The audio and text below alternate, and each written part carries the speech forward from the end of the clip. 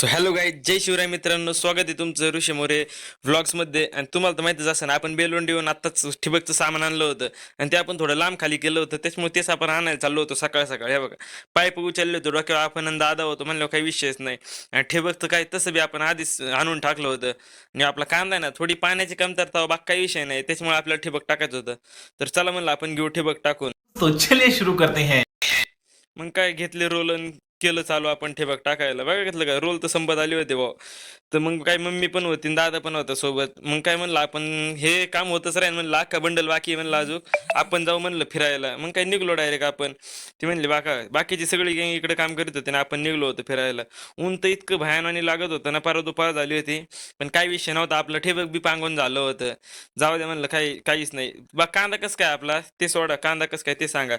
बाकीचं मग काय, हे इथं 100-150 नळ होते आणि त्याच्यात आपल्याला जॉईंटर सापडायचे होते बा. ती जॉईंटर सापडता सापडता बी नाकी नऊ आता काय सांगावं तुम्हाला, अशी गंमत आहे. बघा हे ह्याच्यात कुठं सापडणार आता ते 2-4 जॉईंटर. बाकी जाऊ दे, आपण दुपारी गेलो मग डायरेक्ट पोवायला. बघा, कुणी मुटका मारितय, कुणी वरून मारितय, कुणी खालून मारितय. नुसता राडाच होता बघा. कुणी पालथी मारितय, कुणी उलटी उडी मारितय. नुसता राडा झालतो बा, पोवायला आलतो. बाकी जाऊ द्या, आपण घेतो पोहून, तुम्ही घ्या फॉलो करून. परत भेटू आपण उद्याच्या ब्लॉगमध्ये. धन्यवाद.